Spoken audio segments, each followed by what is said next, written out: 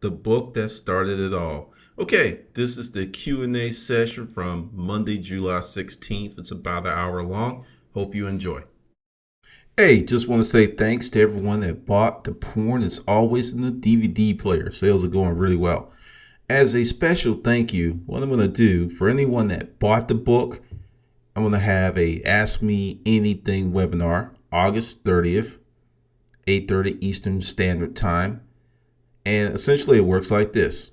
If you bought the book from me, I already have your information. You're good to go.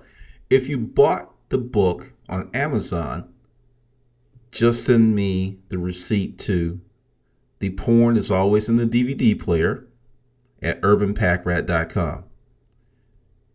Once I get that, just sign you up and you're good to go. Once again, this is how it works. There's nothing else is included. This is only for people who bought the porn. It's always in the DVD player. You buy the book, you get the free webinar, and essentially you can ask me any question that you want. I'm not going to have a script or a format. Just 8:30 we start, and you can bring your questions. And that's how it's going to work.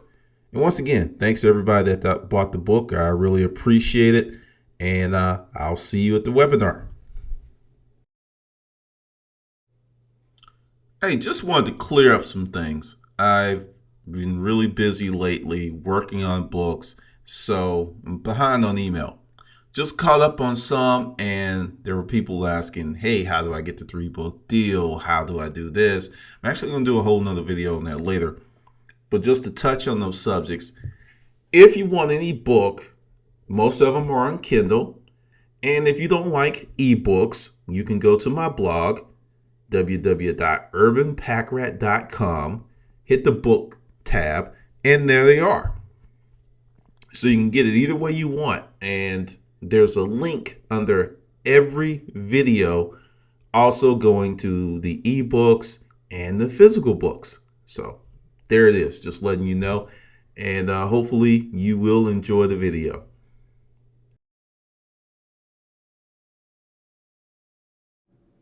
The book that started it all. Okay, this is the Q&A session from Monday, July 16th. It's about an hour long. Hope you enjoy. All right, got that going. But yeah, let's see.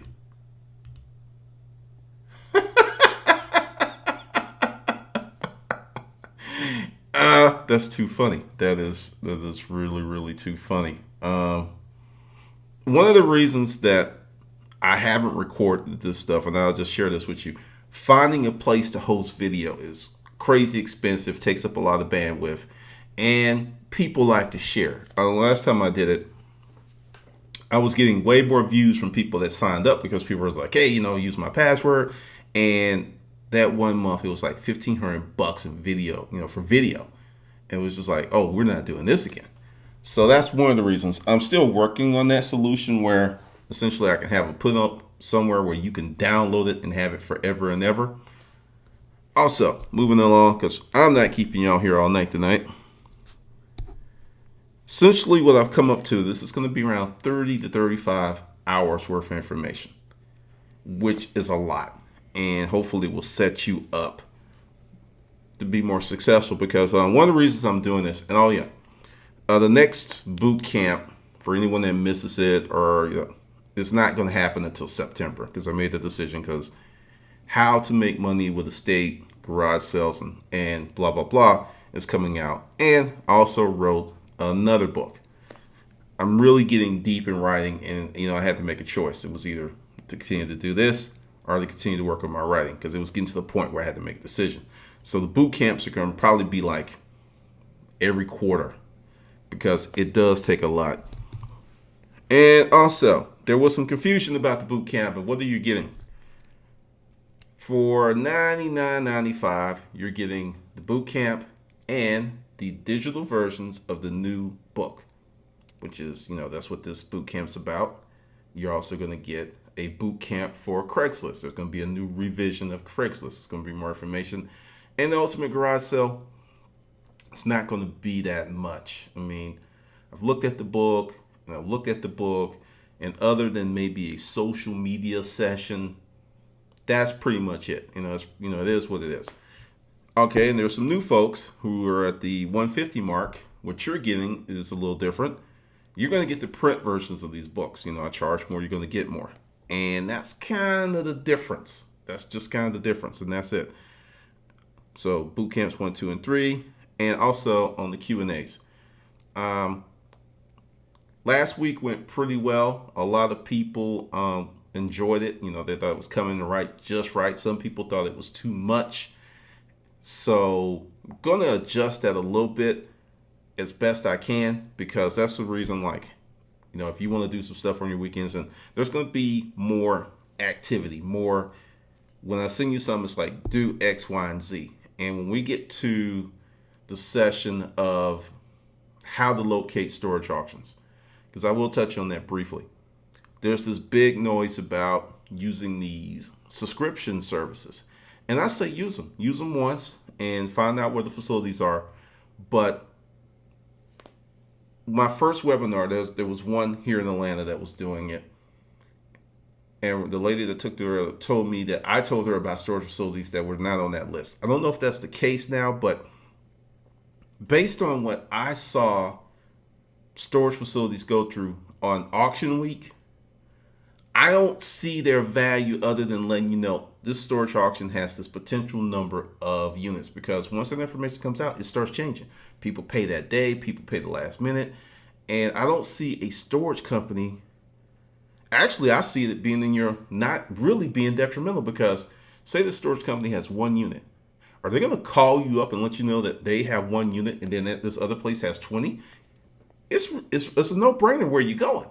So they may lie to you. I've had that happen to me. So, just my thoughts. But we're going to get really deep on that, because that's a crucial part of the business. Okay? And essentially, I didn't get any emails at bootcamp@storageauctionguru.com. So I don't know if it was too easy or whatever. But if you have any questions during the week, you can email them to that address. And I will, because if you notice, some of you, I'm actually being able to respond to emails much faster than I used to, because I've cut down on a lot of things. Like if you're not a friend of mine on YouTube, you can't even message me. That cut down like 50% of the emails right there. And I'm still weeding them down so I can devote more energy and time to the people who are actually real serious about this. Let's see. Hold on.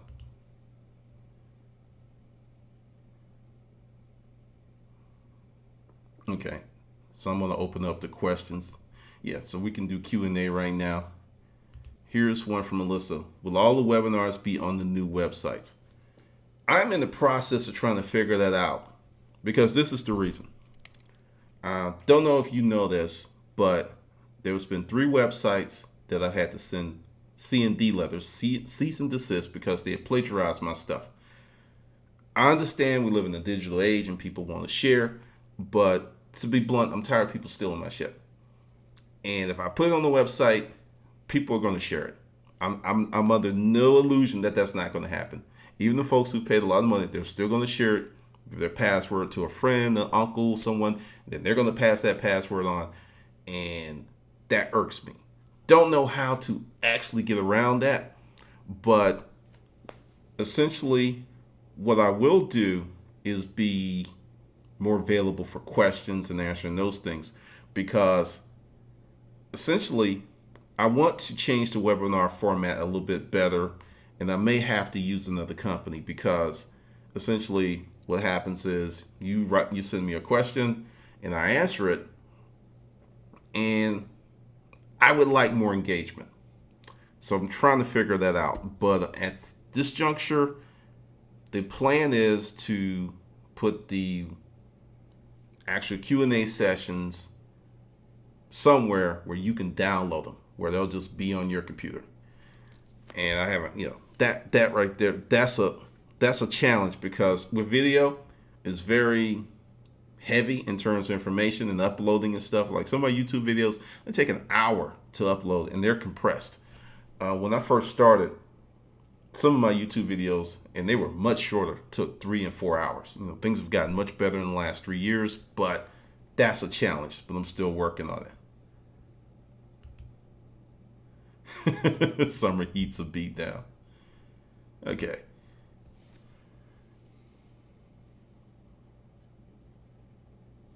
All right. Here's a question from Michael.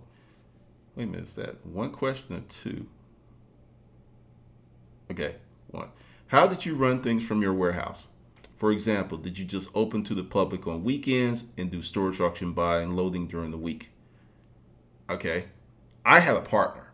I should stress that. From day one in the storage auction business, I had help. Competent, great, wonderful help. Makes a huge difference. So it was never ever just me. So both those things happened. And I'll just walk you through the story real quick. We started off in the Lithonia flea market, and essentially after the garage sale, because the garage sale was nice. And I should tell you, we were still doing garage sales, and we had stuff at the Lithonia flea market because it was like, I just saw the potential that this business could support two households, and that's what we did because we would have a garage sale. I'll just tell the whole thing. We'll have a garage sale at my house, then we'll have one at her house. Then we would rotate, and we both got narked on. But we had moved to the flea market already, and it's just when we got narked on, we went ahead and started getting booths. Like at one point, it was kind of crazy. There was a booth being rented like every other week. It's like someone would leave, we'll get that booth, and booths are over here, and then slowly but surely, we were able to arrange booths where we had 15 booths back to back. There was a wall down the middle, and there was 7 booths over here, and there was 8 booths over, 7 booths over here and 1 in the corner. So I always was selling and buying. With the warehouse situation, after we went from the flea market to 2 different storefronts that were honestly okay. If we were not vigorously selling online and marketing online, we would have been in trouble a long time ago, because when you have a store, you can market, you can have sales, but you're so dependent upon the traffic coming in that if you don't know how to market, it's little wonder so many stores close. Because when I walk around and I go to malls, I can just tell, because these people are not marketers. That's one of the biggest things. If I can't stress this enough, you're going to have to market just as hard as you buy and work, because you get a great unit. And I did a video. Buying is easy. This is the other stuff. This is the other 90%, marketing, the right price, customer management. So we did that. So when I was at auctions, because that my role was logistics, acquisition, labor, and marketing. And my partner handled everything else. So when I was at auctions, people would call from Craigslist. And the cool thing about the warehouse, there was other businesses, so she was never there alone. During daytime hours, she would meet people, and then we got to a point where we had employees there, so she was always there by herself. So I was always buying 6 days a week. 5 to 6 days a week, I was somewhere at someone's auction, even if I didn't buy, because just from opportunity to be out there. And on the warehouse, let's talk about that. My lease said I could do certain things. There were other businesses there, but it specifically said I could not run a retail business. The type of businesses, like if I sold something online, they could come pick it up. I did that, and I kind of pushed it a little bit, because they would come pick it up, and I would advertise the garage sale on Saturday, sometimes Friday, but mostly Saturday, because code enforcement people, they were off. They just completely took off. Never had to worry about them. And some Saturdays, the first Saturdays were kind of brutal, $200. I mean, we would make $400 or $500 in an hour on eBay, and we were all there all day and made $200. But it was a grooming process. And my partner looked at me and I said, "Look, we just got to keep going, keep going."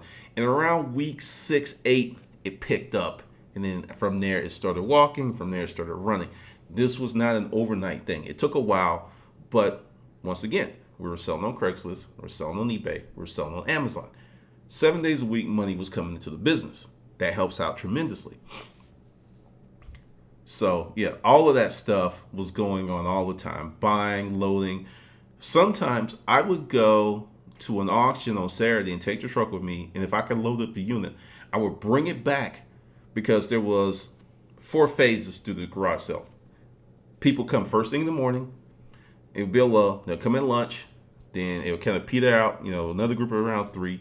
But strange enough, between 3 and 5, it would be kind of slow. But if I came back and was pulling stuff off at 5, people would show up between 5 and 7. It was kind of crazy. But yeah, that's what was happening. Hopefully that answered all that. Is there any chance we can get it on DVD? I'm actually thinking about that. I thought about that. Before this is over, I'm going to figure all that out. Let's see. Okay, blog TV channel. Let me talk about that. From doing the webinar, currently I'm working 7 days a week. Writing, producing videos, and doing this. And the hustler mindset was a bit much because that was going to be 2 nights, 2 really long days. And after I finish up this and get a better handle on stuff, the hustler mindset will come back. And actually, you bring up a good question. The hustler mindset is going to be a book before the end of the year. When I say that I've been really writing a lot, I haven't been kidding. I mean, I've got 3 books that are kind of like in process. One's done. I'm just waiting on my editor to kick it back. And another one, it's like most of them are they're like 90, 70, and 60% finished. But they're coming out this year. So the hustler mindset, no, that's going to be a webinar. That's going to be a webinar. I should tell you that.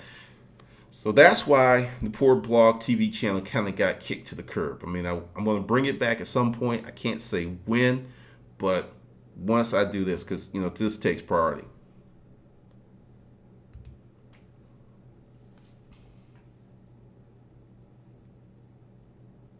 Oh, good question by James. That last question was by Chris. When a storage facility puts up a unit for auction and the unit goes for more than what was owed by the delinquent owner, does the overage of money go to the storage unit business or does it go back to the person that rented the unit? The answer to that is it depends. Legally, the money is supposed to go back to the tenant. However, I will give you the case of public storage. Public storage policy is the tenant must submit a letter and request the overage. However, most tenants have no idea what their units went for. So there's been a lot of tenants, especially now, if they, that's a great video. That's a wonderful video. Thanks. I'm going to do that. Let me write that down because a whole bunch of tenants got stiffed. Just be straight up about it. Tenants should get overage. Write that down. That's excellent. But legally, they should get the excess proceeds. But in many cases, they don't. Public storage has this fund. And after X amount of months, they don't submit the request. They get to keep the money. And public storage has kept a lot of that money over the years. A lot.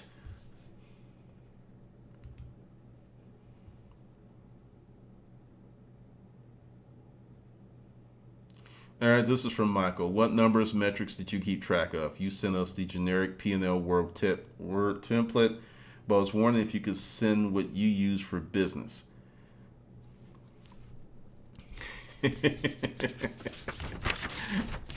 Sheet of paper, an Excel spreadsheet. Part of that is my partner was an accountant. She had a degree in accounting and was a controller for a company for many years.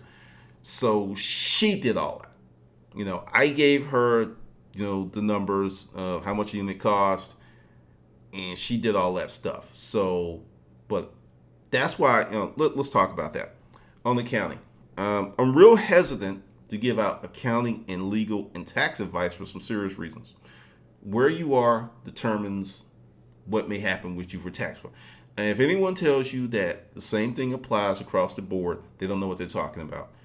In every state and every city, there's like a different nuance that can screw you if you don't have the right tax people behind you. So I say pay the money and get yourself a good bookkeeper, a good accountant, a good tax person, because what worked for me and what I did could get you in trouble where you are.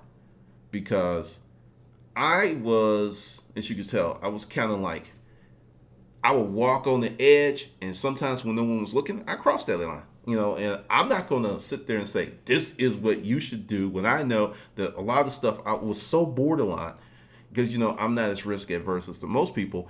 I'm not going to put you in that position. My advice on that is, I will break down that question a little bit more, but my advice on that is get yourself competent tax help as soon as you start making money and keep great records.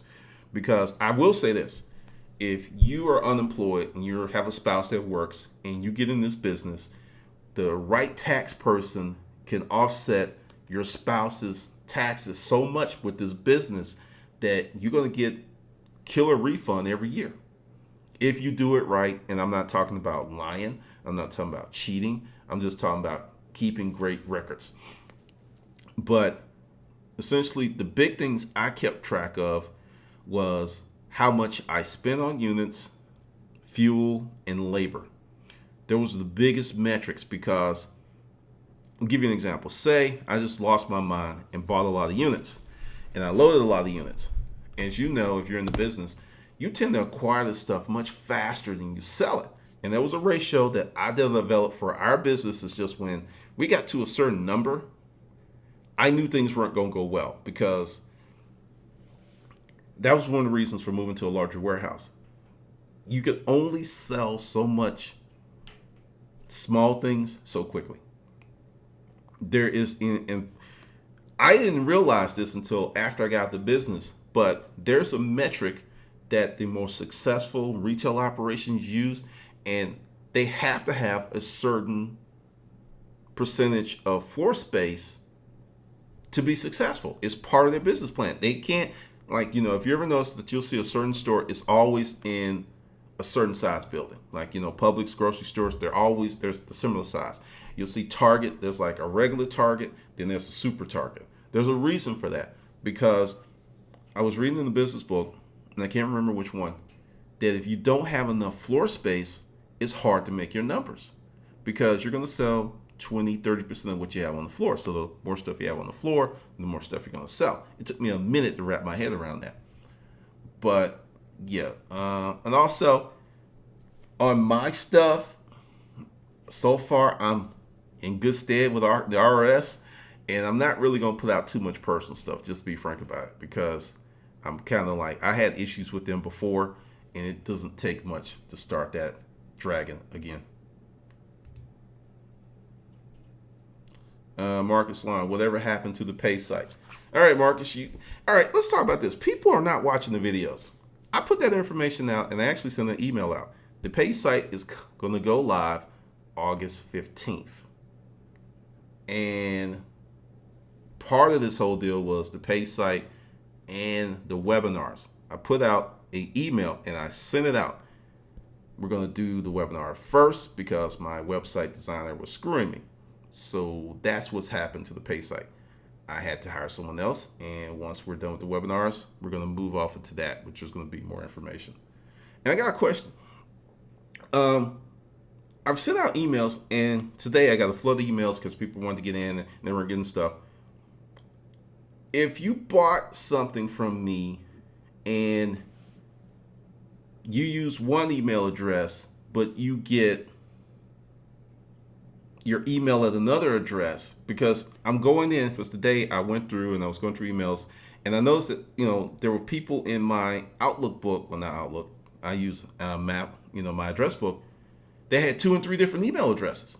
And someone sent me something, and I knew because I put his information in the address book, and what he sent me, the email address he sent me asking why I wasn't getting emails, was totally different from the email that he bought the products.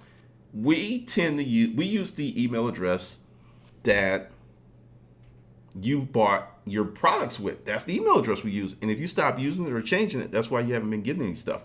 And I see a lot of that. I need to do a video about that. One more thing.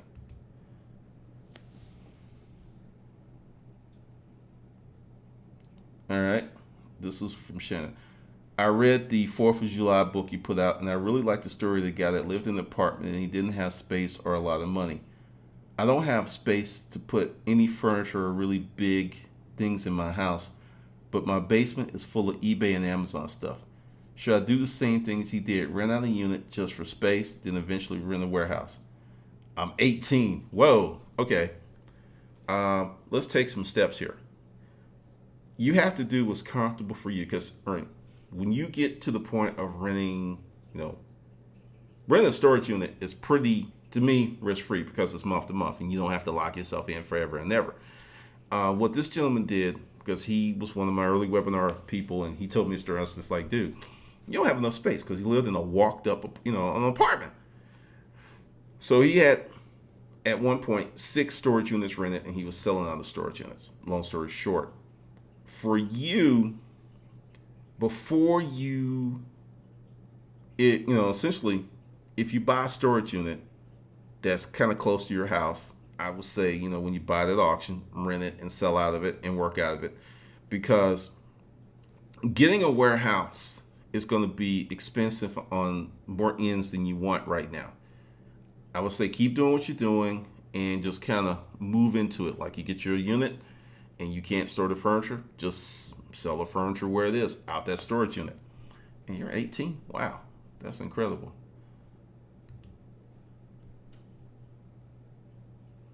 Let's see, from Pauline. TechCrunch. Want to broadcast live on YouTube, you need a Google account for that. I already can do the Google broadcast because, all partners get that. But the thing is, I have to look into it, because when you do the broadcast, it hits everybody on your sub list. And I actually thought about, I don't know if they will let me do it, but creating a separate account just for webinar people. Because, seriously, I think what I get out of YouTube is incredible, and it costs me nothing. Actually, it makes me money. That's even more incredible. But let's see if I can copy that. You know what? No, let's just copy it, because if I hit Google, it's going to go into Google. All right, I have to look into that. Thanks. That was from Pauline. All right, this one's from Robert. Several auctions I've attended had the locks removed before any buyers arrived. In your experience, what percentage have the manager removed good items? It's always good show, Bob Davidson. Thanks. I'll tell you the story of Lockboy. I don't know if you read the blog before it came down, but this guy named Michael, he was a manager at Sugar, which was bought out by Public Storage. It was rumored that he went through the units to the point that that's one of the reasons he came on the auction trail. If I had to peg it at a percentage, because some places are worse. Here, Public Storage was the best in terms, because they had a process, and it wasn't foolproof because they had issues and they would fire the person. But I'm going to say larger chains, about 5 to 10%. Smaller chains, 20 to 25%. That's how bad it was. That's why I usually went with the bigger chains. You can get a smaller property and not have their problems, but you have to go and get a feel. But yeah, somewhere around that. No problem.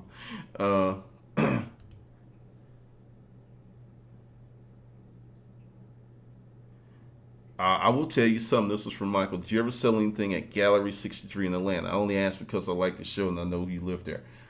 I was actually approached by the producers, but they didn't like the stuff that I presented. They wanted me to sell like some really cool stuff, and I was like, I'm not doing that, because I knew if I held on long enough, I would get what I wanted, that I did. But they were looking for more splashy, crazy stuff. So yeah, I got an invite, but it never happened.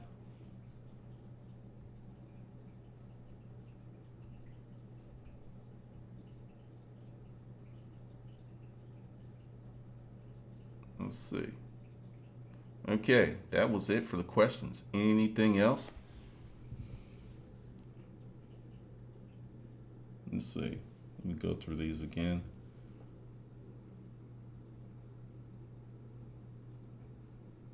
Okay.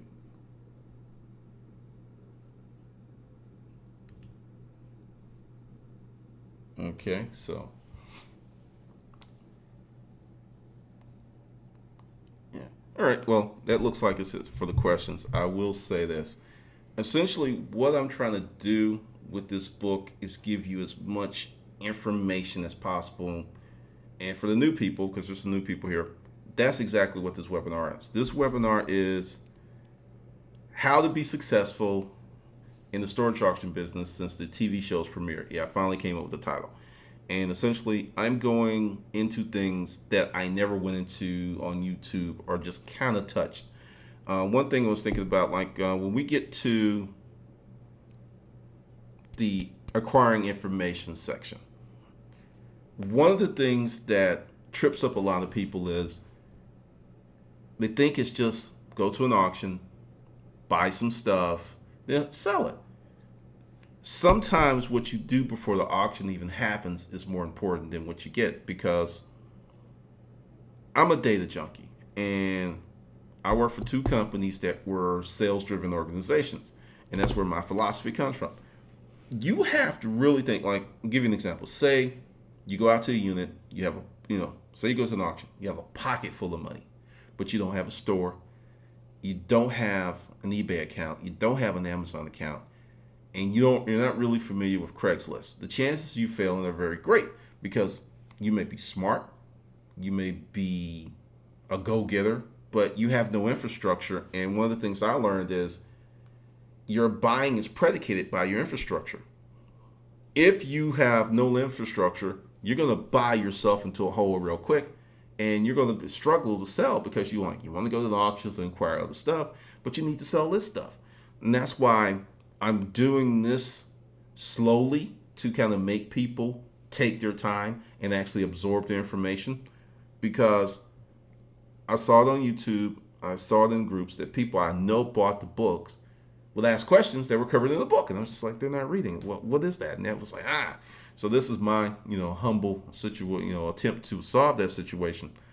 Oh, and also, speaking of eBay, I'm in a really, really tough situation with eBay.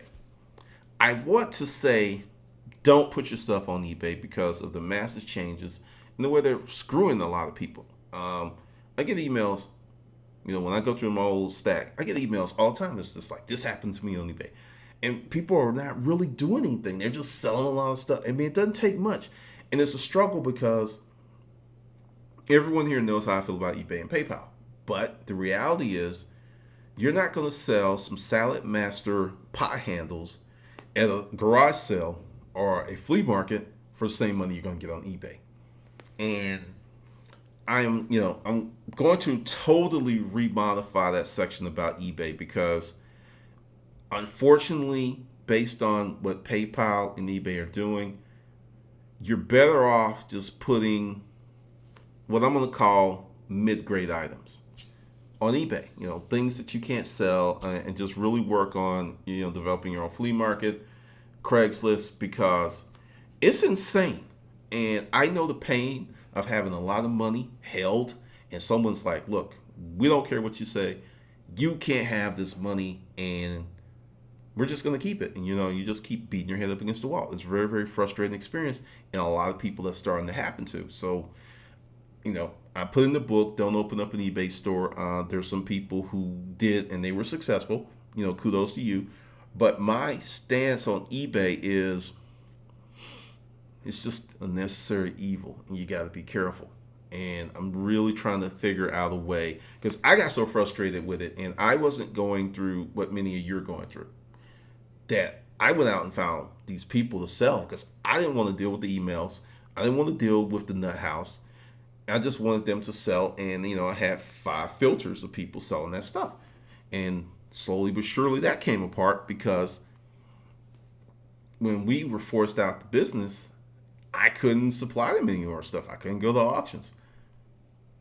Well, talking about that, the section about health that I sent out, the last one, that's no joke.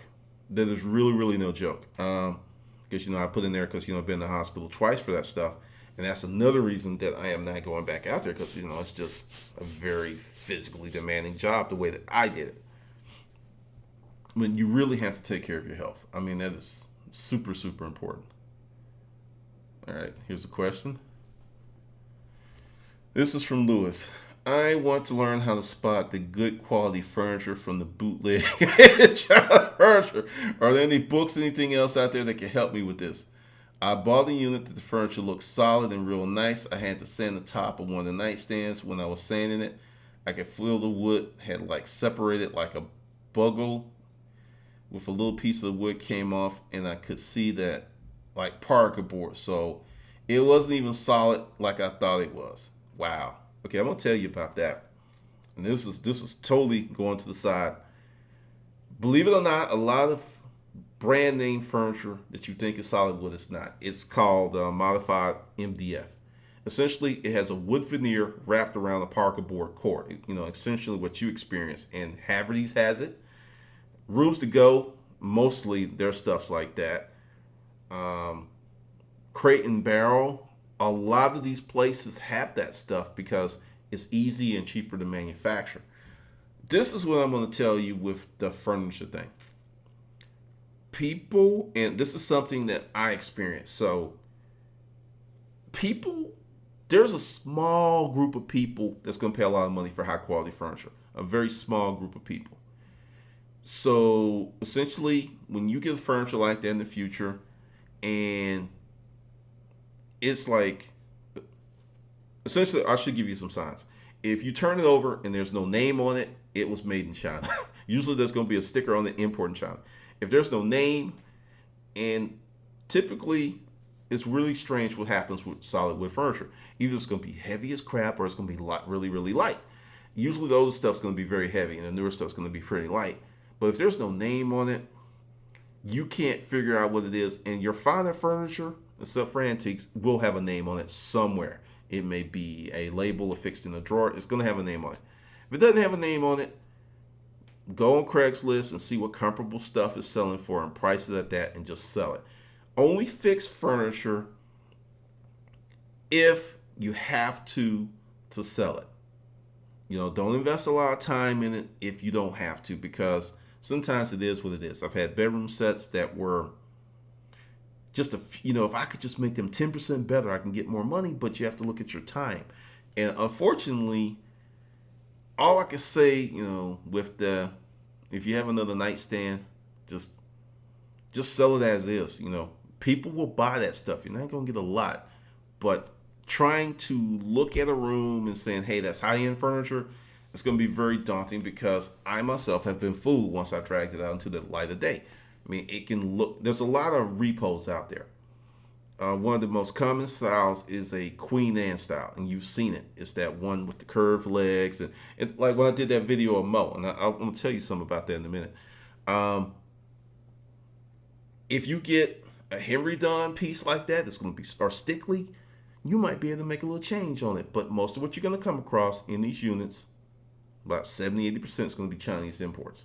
So just blow it out. Now, I didn't put this on YouTube, but A&E is unhappy with me. If you remember, there was a episode, Storage Wars Season 1, where I liked it. I just put it up. I'm surprised it stayed as long as it did. I didn't put any ads on it because I couldn't. But they had me take that down. So, because I was pointing out flaws of their stuff. So I took down Mo because I knew sooner or later it was coming. But I was going to start showing you what not to do, but they kind of put that to an end. I may do that on another channel, but they're definitely gunning for me.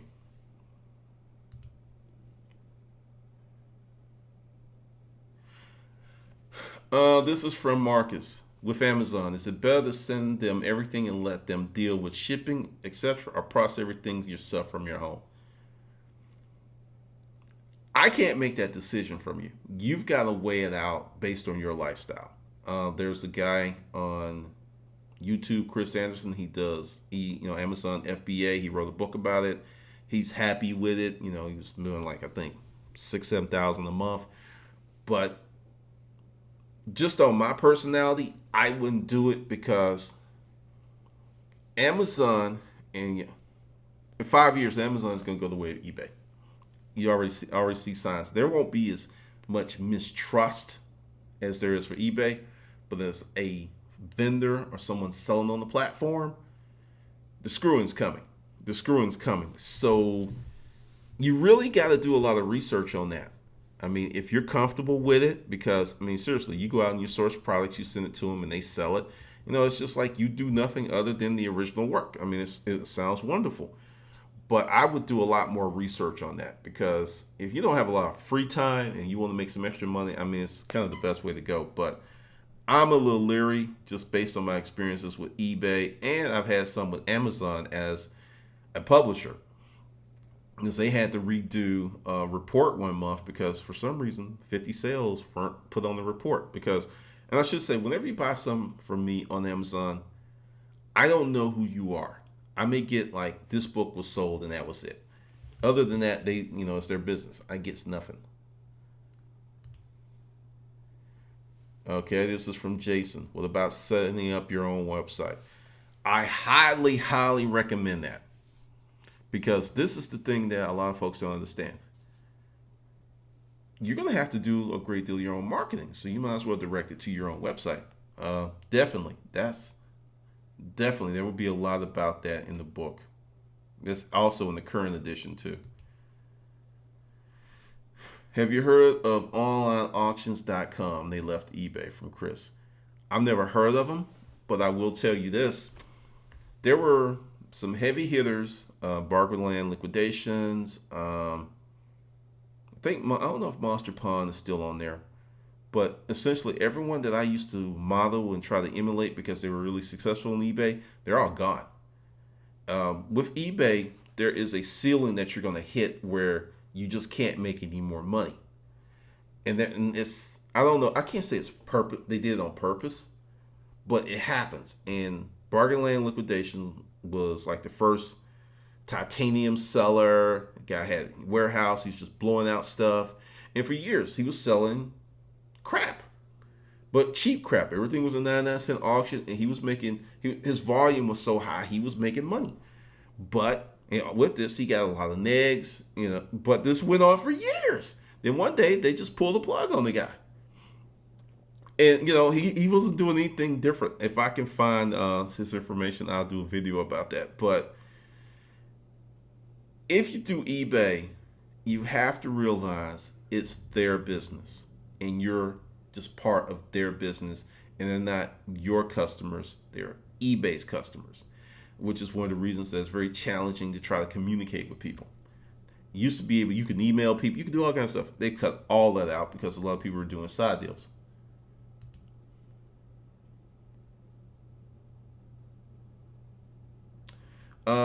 Michael, how much does the storage locker contest end? I just want to know if there's more to it than meets the eye. That ends the 19th, because I will tell you, a member of the group on my group on Facebook, he bought it, and it just cracked me up. I was like, oh, I'm gonna do a contest on this, because I did a screenshot of his original post, and it's pretty funny. But yeah, that ends the 19th.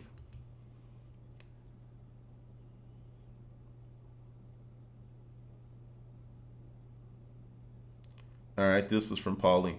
Did you have any success with medical equipment, hospital beds, special mattress pads, exerciser, bathtub lift, that sort of thing? I've sold a few pieces on Craigslist, but still have some left. Any suggestions or other selling channels? Okay, this is probably one of the hardest items that you can get. Most of it depends upon how old it is. If it's pretty new, you can sell it really easy. If it's old, because there's so many stipulations with medical equipment. If you have a hospital bed that's in pretty good condition and looks pretty good, one of the things you can do, because they've kind of cropped up, is there's a lot of people who bought houses and they have, actually that won't work because these guys have to go through an inspection. And eBay used to be good for that type of stuff, but they've really clamped down because you're only supposed to sell to a doctor. But I would say keep doing what you're doing. Put it on Craigslist, and know that any competent medical professional is going to be very interested in how old this stuff is. It's super critical, because I got a unit. I thought I was going to get paid. Had an x-ray machine in it. Looked it up. That sucker was $80,000. Couldn't sell it. It was a recall item. I was pissed. Fortunately, I didn't pay a lot for it, but I mean, it was just like, oh, 80 grand. Even if I just get 20, yeah. That sucker was on recall. That's why I was in the unit. Medical equipment is a pain in the butt. I mean, if you hit good. Oh, one suggestion. Go online. There are companies who resell medical equipment, use medical equipment. They're kind of probably trying to get it from you at a decent price, but those are going to be the guys who are going to know if they can sell it, if it's worth something, and to me, something's better than nothing. But that was a huge industry at one point.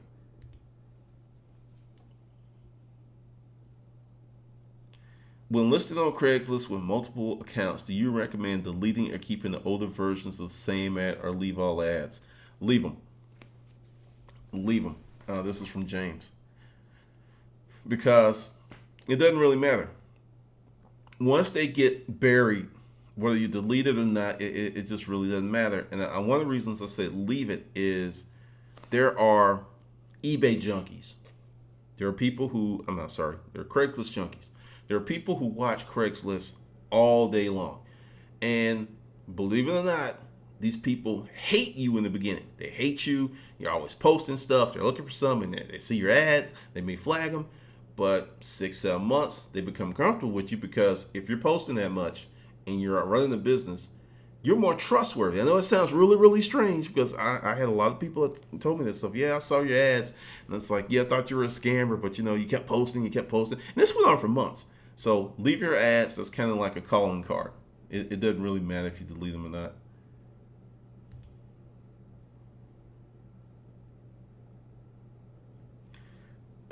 From Chris, I guess about that auction site. It's another auction site that charges $8 a month, unlimited listing from what I've researched.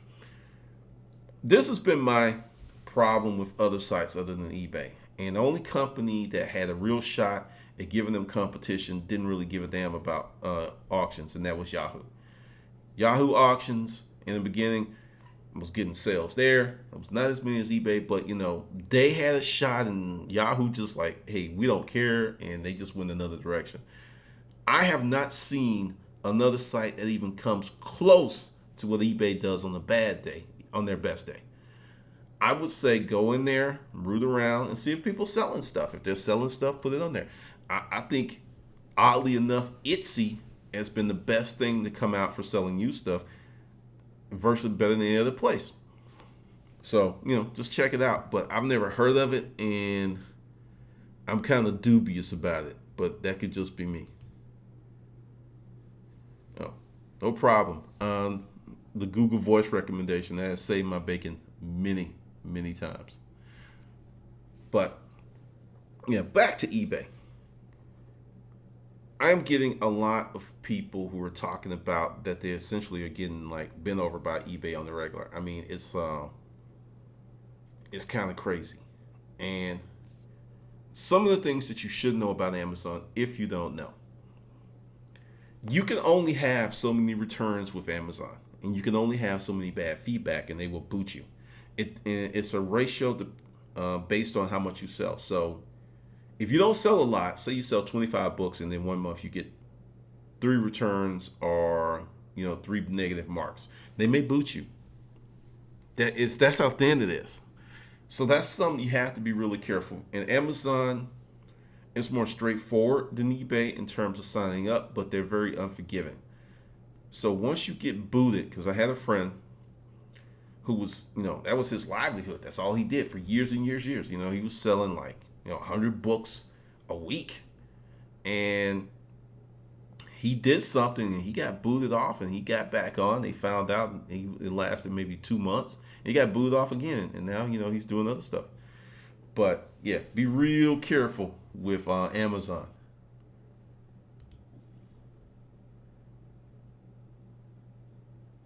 When you place your ads on Craigslist, do you place your handle in the ad for recognition?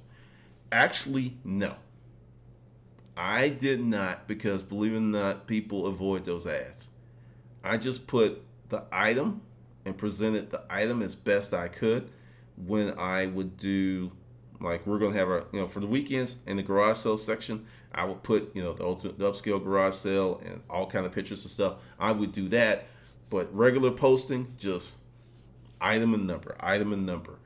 Um, it's my experience. It could be different for someone else. People really didn't care about that. For some reason, a lot of people on Craigslist want to buy from an individual. My thoughts are it's easier to screw over an individual than a seasoned business person. That's my thought. But no, I never put that stuff there. Because all they care about is the price and the item. I could be wrong. I see a lot of people that advertise their business, and it also depends on what you're doing. Like from selling side, I see a lot of companies like car dealerships. They're selling cars. They'll put all that stuff in the multiple pictures, but I never did that. I just put the item up, and we're getting so many things, and I was posting in so many different categories on Craigslist, and also they will know who you are. Whether you put a handle or not, they'll know if you're a business or not very quickly, because the average person is just not going to be able to post that much. I mean, if you're posting a lot of stuff for 2 or 3 weeks, they're going to pretty much figure out you're a business. So that is where that goes.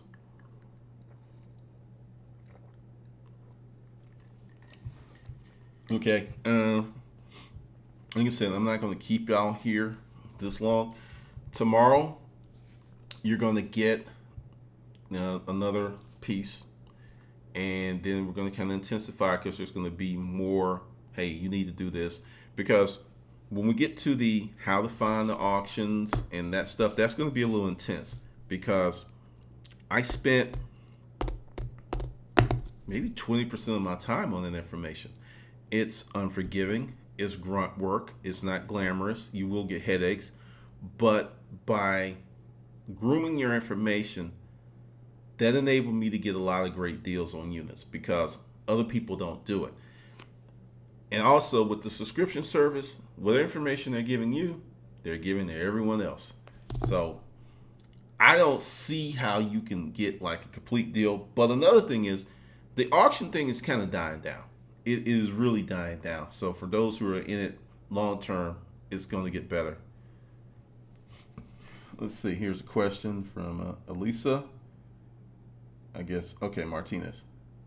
We have been in the storage auction games for 1.5 years now. We began in a 1-bedroom apartment renting a 10 by 30 unit for storage space. Now, thanks to business and on another job, we have a 4-bedroom house, and the 10 by 30, the first year we had 11,486 gross sales.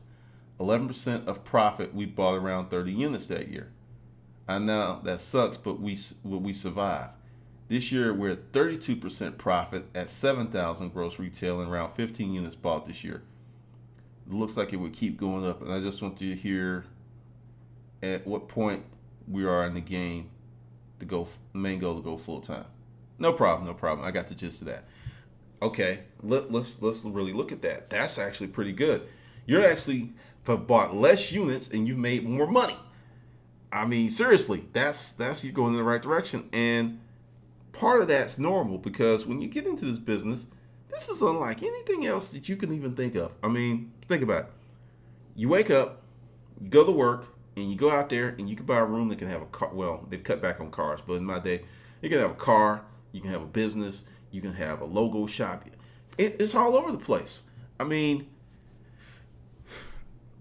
I would say full time, if you can get your part-time income into the 30s, and you can get up to 30 grand, doing what you're doing, yeah, that would be it. Or, now this is just my prediction. Based on what's happening, the American fascination with storage auctions is on the downside. I think we're going up and we're going down. How fast we're going to go down to normal?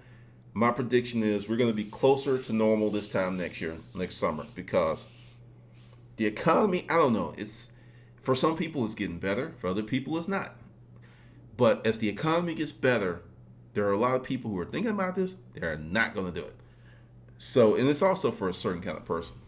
But actually your progress is pretty good, because you're doing it part-time, and you got to be really proud of yourself because you made more money and you spent less money. and you haven't bought as many units. That's just a sign of improvement.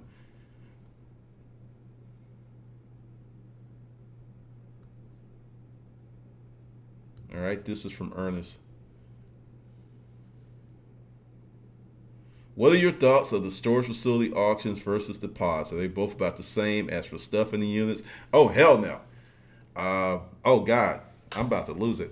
Here in Atlanta, a guy by the name of Ed. What was Ed's last name? I forget his last name, but he and his partner own the Pods Corporation.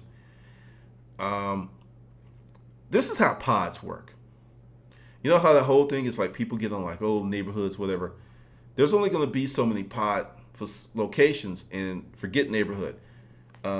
This location was in Forest Park, but they were receiving pods from all over Atlanta, from the north side to the south side. Some of the best units I ever got were pod units, because typically the way people load these things, it's kind of hard to go through them. One unit I bought, the door came up. The lady had laced ropes all across the stuff, and there was a mattress at the door. And I had to cut the ropes to get them loose. There's no way they went through that unit. And I got a lot of scrap gold out there. I mean, actually, a jewelry chest full of diamond rings and stuff. I love pods. I hear that some places they go through the units. If they go through the unit, it's got to be kind of like half full, because the way that they work is they stack these things like several stories on top of each other, and they're moving around a lot. So to me, pods are way better than regular auctions. That was just my thoughts. They were much better, and a lot of people miss them. For years, there was only like 6 or 8 of us just showing up for years. And one guy actually bought a pod that had 2 Harleys in it. You couldn't see him. I was there when he was unloading them. I almost shit my pants. I was just like 2 Harleys, and they were tied in there and everything, perfect condition. Lucky bastard.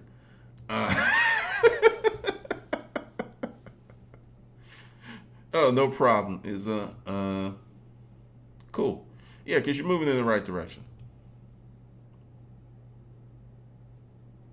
Yeah, I mean, because they're going to open the door at the pod auction, and you're going to kind of see like the rule for pod. If they're like really, really full, you got a great shot. Even if they look like hell, because a lot of people don't understand, because pod, they tell you how to load them, but a lot of people just throw stuff in there, and when they move them on the big things, they get all messed up. And I've gotten great units. One of my friends got a unit like that because the people who loaded it didn't know how to load it. And the stuff was just kind of thrown in there, but they had put the big screen television in the middle, and they had put bags of clothes around it, and it was good. He got this thing for $50. It was a 10 by 20. $50. I mean, more money fell out of the thing when they opened it up than, he paid. So definitely, I think we're, like I said, heading in the right direction in terms of the business, because one of the reasons, this is clear. If you didn't see the video, YouTube. YouTube's going through some madness right now. I'm going to thank everyone here to subscribe, but with YouTube, they're unsubscribing active accounts. I don't know what's going on. So if you've been unsubscribed, no, it wasn't me, and please subscribe again. It's just some madness going on there. All right. Going to wrap it up because it's almost 10 o'clock, and I've just promised I'm not going to keep people forever and ever. And from my research, best webinars are an hour, hour and a half, with most falling between 45 and an hour. Tomorrow, you're going to get some more stuff in the evenings. There will be no stuff sent out on the weekends. I'm going to respect your weekends. I may work like a maniac, but everyone else does not do that. And it's going to be a little bit thicker, but you can kind of go at it through your own pace. And also, if you have a question during the week on any of the information, email me at bootcamp@storageauctionguru.com. That should be the email that you got your webinar invitation. And I'll answer it. And if it's like really good, I'll put it in the webinar, or I'll actually put it in the email. Because I don't know if any of you have ever gone to an online class. I'm trying to have this process like that. That's the reason for only one Q&A session, because you need to be learning all of the time and stacking your information, because the way I used to do it is like there was one webinar a week. That wasn't enough. It needed to be better. I wanted to kind of just move you along and build your business and some stuff that you can use as you're out there buying, if that makes any sense. Okay, cool. All right. Well, that's it. You folks have a great night, and you'll be getting some from me tomorrow. And remember, no weekends. All right. Have a good one.